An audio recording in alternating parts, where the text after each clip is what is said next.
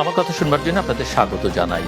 এর আগে আমি যুক্তরাষ্ট্রের যে মানবাধিকার বিষয়ক প্রতিবেদন, সেখানে বাংলাদেশ চ্যাপ্টার বা বাংলাদেশ নিয়ে যা কিছু বলা হয়েছে সেই বিষয় নিয়ে আপনাদের সঙ্গে কথা বলেছি।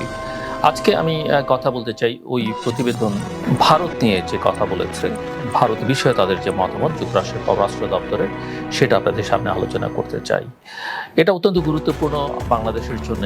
প্রতিবেশী হিসেবে ভারতের ভূমিকা, সেখানকার মানবাধিকার পরিস্থিতি, সেখানকার গণতান্ত্রিক আবহ, এগুলো বাংলাদেশের জন্য অত্যন্ত গুরুত্বপূর্ণ। মূল কথা যেটা যুক্তরাষ্ট্রের পররাষ্ট্র দপ্তর বলছে যে ভারতে মানবাধিকার পরিস্থিতির অবনমন ঘটেছে। তারা বলছে যে ভারতের উত্তর পূর্বাঞ্চলীয় রাজ্য মণিপুরে উল্লেখযোগ্য রকমের মানবাধিকার হননের ঘটনা ঘটেছে। মণিপুর ছাড়াও গত এক বছরে সংখ্যালঘু সাংবাদিক এবং প্রতিবাদী ব্যক্তিদের উপর হামলার ঘটনা কথাও তারা উল্লেখ করেছেন মানবাধিকার সংক্রান্ত এই বার্ষিক প্রতিবেদনটিতে। এই প্রতিবেদনটি আপনারা জানেন, পৃথিবীর বিভিন্ন দেশ সম্পর্কে তারা প্রতিবেদন আলাদা আলাদাভাবে তৈরি করে এবং সবগুলোকে এক জায়গায় করে একই সঙ্গে আনুষ্ঠানিকভাবে প্রকাশ করে। তবে প্রতিটা দেশ সম্পর্কেই নানা বিষয়ে বিস্তারিত তথ্যপাত্র বা তাদের বিশ্লেষণ থাকে। যুক্তরাষ্ট্রের বহুল আলোচিত সংশোধিত নাগরিকত্ব আইন বা সিএএ যেটা আমরা বলছি, সেটার কথা যেমন এই প্রতিবেদনটি বলছে, তেমনি ভারতের বিরুদ্ধে বিদেশে বিচার বহির্ভূত হত্যার যে অভিযোগ তার উল্লেখ করেছে এবং যুক্তরাষ্ট্র পররাষ্ট্র মন্ত্রণালয় সেটা উল্লেখ করেছে। আপনারা জানেন যে কানাডাতে একজন শিখকে হত্যার অভিযোগ ভারতীয় গোয়েন্দাদের বিরুদ্ধে কানাডার প্রধানমন্ত্রী জাস্টিন ট্রুডো তুলেছিলেন। যুক্তরাষ্ট্রের একজন শিখ নেতাকে হত্যার অভিযোগ, মানে হত্যা চেষ্টার অভিযোগের কথা যুক্তরাষ্ট্রের দিক থেকে তোলা হয়েছিল। কাজে এই সম্পর্কে টানাপোড়েনগুলো বা এগুলোকে পশ্চিমা বিশ্ব, বিশেষ করে যুক্তরাষ্ট্র, কোনো অবস্থাতেই কোনোভাবেই কোনো দিক থেকেই ভালোভাবে নেয়নি, যেমন নেয়নি কানাডা। আবার বাক স্বাধীনতা বা সংবাদ মাধ্যমের কথা লিখতে গিয়ে প্রতিবেদনটিতে বিবিসির যে দিল্লি অফিস এবং মুম্বাই দপ্তরে যে আয়কর হানার বিষয়টির উল্লেখ করেছে।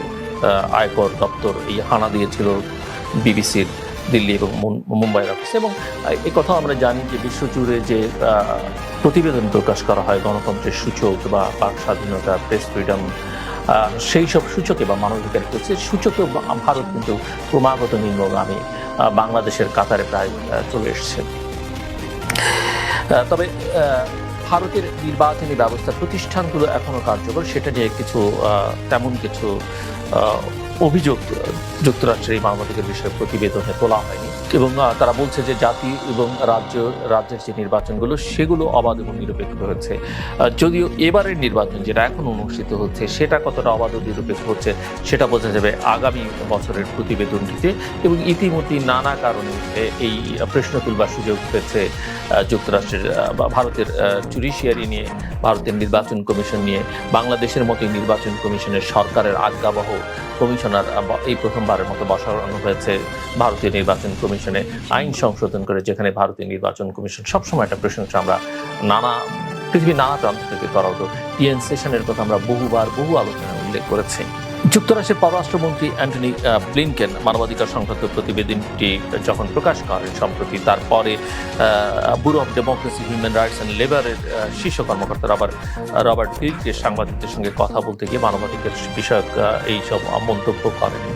এবং বার্ষিক মানবাধিকার সংক্রান্ত প্রতিবেদনের যে ভারত বিষয়ে এক্সিকিউটিভ সামারি বা সারাংশ শুরুই হয়েছে কুকি এবং মেইতেইদের মধ্যে গত বছর মে মাস থেকে যে চলমান সংঘর্ষ সেই বিষয়টি দিয়ে। এবং ঘটনাক্রমে বর্ণনা করবার পরেই প্রতিবেদনে অনেকবার মণিপুরের কথা উল্লেখ করা হয়েছে, মণিপুরের বিষয় উল্লেখ করা হয়েছে। ওই রাজ্যে সেনাবাহিনী মোতায়েন করে নিয়মিত কারফিউ জারি করে ইন্টারনেট বন্ধ রেখেও যে সহিংসতা বন্ধ করা যায়নি তা লিখেছে মার্কিন পররাষ্ট্র দপ্তর। এবং আবার দেশের সুপ্রিম কোর্টে যে সহিংসতা বন্ধের চেষ্টায় সরকারি পদক্ষেপ নিয়ে যে সমালোচনা করেছে সেটাও বলা হয়েছে মার্কিন প্রতিবেদনে। অপহরণ, শারীরিক আঘাত করা এবং অত্যাচার, ধর্ষণের যেসব ঘটনা সংবাদ মাধ্যম এবং মানবাধিকার সংগঠনগুলোর কাছ থেকে যুক্তরাষ্ট্রের পররাষ্ট্র দপ্তর পেয়েছে সেগুলো এই প্রতিবেদনে উল্লেখ করা হয়েছে। যেমনটা বাংলাদেশের ক্ষেত্রে বিভিন্ন গবেষণা প্রতিষ্ঠান, বিভিন্ন মানবাধিকার সংগঠনগুলো যেসব তথ্যপাত্র দিয়েছে, বিভিন্ন সময় তুলে ধরেছে, সেগুলো কিন্তু এই প্রতিবেদন উল্লেখ করা হয়েছে। মণিপুরের মানবাধিকার কর্মী বাবলু লৈথম বামের বাড়িতে যে হামলা এবং ভাঙচুর হয়েছিল, উত্তেজিত জনতা সেই বিষয়টি আলাদা করে প্রতিবেদনটি লিখেছে এবং এই ঘটনায় যে জাতিসংঘের মানবাধিকার সংস্থা উদ্বেগ প্রকাশ করেছে এবং মিস্টার লৈথম বাম ও তার পরিবারকে সুরক্ষা দেওয়ার আবেদন করেছে সরকারের কাছে, সেটি ওই প্রতিবেদন উল্লেখ করেছে, অর্থাৎ যুক্তরাষ্ট্রের মানবাধিকার বিষয়ক প্রতিবেদন। বাক স্বাধীনতার বিষয়টি অত্যন্ত গুরুত্বপূর্ণ, আলাদা প্যারাগ্রাফ হিসেবে সেটা আলাদা একটা অংশ হিসেবে সেটা আছে এবং মণিপুর ছাড়া ভারতের অন্যান্য অঞ্চলের অসংখ্য উদাহরণ তুলে ধরেছে মার্কিন পররাষ্ট্র মন্ত্রণালয় এবং তারা বলছে যে যেখানে সরকার এবং তার সহযোগীরা সরকারের সমালোচনাকারী গণমাধ্যমের উপরে চাপ তৈরি করছে এবং হয়রানি করার অভিযোগ তোলা হয়েছে। তবে তারা এটাও লিখছে যে ভারতের স্বাধীন গণমাধ্যম সক্রিয় ছিল, যারা স্বাধীনভাবে চর্চা করতে দিয়েছে, যারা বিক্রি হয়ে যায়নি এবং মোটের উপর সরকারের সমালোচনা সহ বিভিন্ন ধরনের মতামত কিন্তু কোনো না কোনোভাবে প্রকাশটা অব্যাহত ছিল সরকারের চাপের মধ্যে, বা সরকার তাদেরকে যে নিজেদের পুলের মধ্যে নিয়ে নিয়েছে তারপরও সেটা অব্যাহত ছিল। তবে কিছু গণমাধ্যম সংস্থা নানা বিধিনিষেধের আওতায় পড়েছে বলে প্রতিবেদনটি উল্লেখ করে এবং তারা লিখছে, এই মার্কিন পররাষ্ট্র দপ্তরের মানবাধিকার বিষয়ক প্রতিবেদন লিখছে যে আইন অনুযায়ী এমন বিষয়ে ছাপা নিষিদ্ধ যা ধর্মীয় অনুভূতিতে আঘাত করতে পারে বা নানা গোষ্ঠীর মধ্যে শত্রুতা তৈরি করতে পারে। এই আইনটি প্রয়োগ করে কর্তৃপক্ষ সংবাদপত্রকে প্রিন্ট মিডিয়া, টেলিভিশন মাধ্যম এবং স্ট্রিমিং পরিষেবা সহ ডিজিটাল মাধ্যম, বই প্রকাশ ইত্যাদির উপরে বাধা সৃষ্টি করেছে। আমি আগে উল্লেখ করলাম যে বাক স্বাধীনতার কথা প্রসঙ্গে মার্কিন যুক্তরাষ্ট্রের পররাষ্ট্র মন্ত্রণালয় পররাষ্ট্র মন্ত্রণালয়ের প্রতিবেদন উল্লেখ করা হচ্ছে বিবিসির দপ্তরে দিল্লি এবং মুম্বাইয়ের অফিসে যে আয়কর বিভাগ হানা দিয়েছে সেটি, এবং প্রতিবেদনটিতে লেখা হয়েছে যে গত 14 ফেব্রুয়ারি আয়কর বিভাগ বিবিসির দিল্লি ও মুম্বাইয়ের অফিসে 60 ঘন্টা তল্লাশি চালায়। বিবিসিটি আন্তর্জাতিক গণমাধ্যম এবং অত্যন্ত পপুলার একটি গণমাধ্যম, আপনারা জানেন। এবং ওই প্রতিবেদন আরও লিখছে যে জানুয়ারিতে বিবিসির একটি তথ্যচিত্র প্রকাশের পরপরই এই অনুসন্ধান শুরু হয়।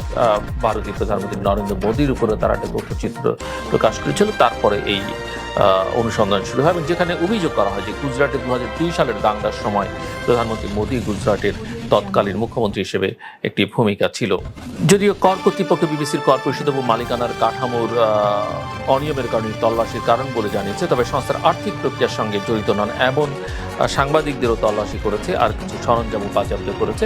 এবং এগুলো যে ঘটে, এগুলো কেন ঘটে পৃথিবীর এইসব অগণতান্ত্রিক দেশগুলোতে, সেটা আমরা কম বেশি সবাই জানি। সরকার তথ্যচিত্রটি প্রদর্শন নিশ্চিত করবার জন্য জরুরি ক্ষমতা প্রয়োগ করেছে এবং মিডিয়া সংস্থাগুলিকে ভিডিও লিঙ্কগুলো সরিয়ে ফেলতে বাধ্য করেছে। যুক্তরাষ্ট্রের মানবাধিকার বিষয়ক প্রতিবেদন এই বিষয়েও উল্লেখ করেছে। ভারত শাসিত যে জম্মু ও কাশ্মীরে সাংবাদিক এবং মানবাধিকার কর্মীদের বিরুদ্ধে তদন্তের একাধিক প্রতিবেদনের উল্লেখ করা হয়েছে যুক্তরাষ্ট্রের প্রতিবেদনটিতে এবং এই রিপোর্ট বলছে যে 2019 সাল থেকে অন্তত 35 জন সাংবাদিক হামলা, পুলিশি জিজ্ঞাসাবাদ, অভিযান, ভুয়া মামলা এবং চলাচলে বিধিনিষেধের মুখোমুখি হওয়ার কথা জানিয়েছেন।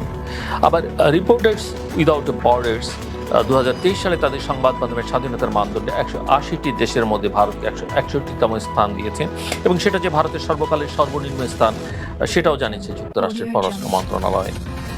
কানাডা এবং মার্কিন যুক্তরাষ্ট্রে আগেই ভারতের দিকে অভিযোগের আঙুল তুলে বলেছিল যে যুক্তরাষ্ট্র এবং কানাডা, যেটি আমি শুরুতেই উল্লেখ করছিলাম, যে ভারত সরকারের সঙ্গে সংশ্লিষ্ট কর্মকর্তারা সেসব দেশের মাটিতে তাদের নাগরিককে হত্যা করেছে এবং হত্যার জন্য ষড়যন্ত্র করছিল। কানাডা এক শিখ বিচ্ছিন্নতাবাদী নেতা খুন হন এবং মার্কিন যুক্তরাষ্ট্রে আরেক শিখ বিচ্ছিন্নতাবাদীকে হত্যা ষড়যন্ত্র করা হয়েছে, যাতে ভারত সরকারের কর্মরত এক ব্যক্তির জড়িত থাকার অভিযোগ রয়েছে। পররাষ্ট্র মন্ত্রণালয়ের যে সর্বশেষ মানবাধিকার বিষয়ক প্রতিবেদন তাতেও এই বিষয়টি উল্লেখ করা হচ্ছে। সব মিলিয়ে ভারত বিশ্বের বৃহত্তম গণতান্ত্রিক দেশ বলে দাবিদার এবং সেটা একসময় তারা ছিল, কিন্তু ধীরে ধীরে গণতন্ত্র, মানবাধিকার, নির্বাচন এইসব বিষয়গুলো ভারতের অভিধান থেকে হারিয়ে যাচ্ছে বলে অনেকেই মনে করেন। সো একটা নির্বাচন চলছে, এই নির্বাচনের যে পরিস্থিতির ইতিবাচক পরিবর্তন হবে, ফলাফল যা ধারণা করা হচ্ছে তেমনটা আশা করবার কোনো কারণ নেই, যদি না কোনো বৈপ্লবিক পরিবর্তন সেখানটাতে ঘটে। তবে আমাদের সকলেরই প্রত্যাশা, বিশেষ করে প্রতিবেশী হিসেবে বাংলাদেশের একজন নাগরিক হিসেবে আমাদের প্রত্যাশা যে ভারত একটা গণতান্ত্রিক দেশ হিসেবে থাকুক, সেখানে মানবাধিকার সুরক্ষা পাক, সেখানে ধর্মীয় সংখ্যালঘুরা সুরক্ষা পাক এবং ভারত পৃথিবীর অন্যান্য দেশেও গণতন্ত্রের প্রতি শ্রদ্ধাশীল থাকুক, কোনো অগণতান্ত্রিক শক্তিকে তারা সমর্থন না করুক, এটি আমাদের সকলের চাওয়া থাকবে। আমার কথা শুনবার জন্য আপনাদের অসংখ্য ধন্যবাদ। আপনাদের সবার জন্য শুভ।